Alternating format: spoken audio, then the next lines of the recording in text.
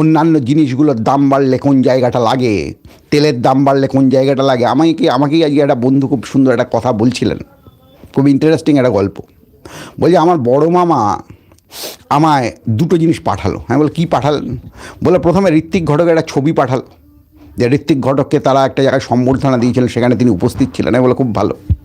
দ্বিতীয়, যোগী আদিত্যনাথের ছবি পাঠালো এবং বললো যোগী আদিত্যনাথ কি অপূর্বভাবে বিহারকে মানে উত্তরপ্রদেশকে শাসনে রেখেছে। আমি বললাম উনি কি আগে বামপন্থী কোনো কর্মী ছিলেন, সিপিএমের রাজনীতি করতেন? বলে হ্যাঁ। কী করে ধরলেন, কী করে ধরলে? আমি বললাম হ্যাঁ ধরেছি, মানে উনি আগে সিপিএম করতেন তাই তো?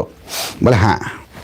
আমি বললাম এইটা হলো একটা প্রবণতা আজকে উচ্চবিত্তের তৈরি হয়েছে, যারা একই সঙ্গে সমস্ত কিছু তাদের গুলিয়ে গেছে, যারা একই সঙ্গে ভয়ঙ্করভাবেই ঋত্বিক ঘটকেও থাকবেন, আবার ভয়ঙ্করভাবেই বিজেপির রাজনীতির সঙ্গেও হই হই করে তাল মেলাতে চাইবেন। এবং এটাই বিজেপি একটা সাংস্কৃতিক ওয়েব তৈরি করেছে, যে সমস্ত কিছু বাংলা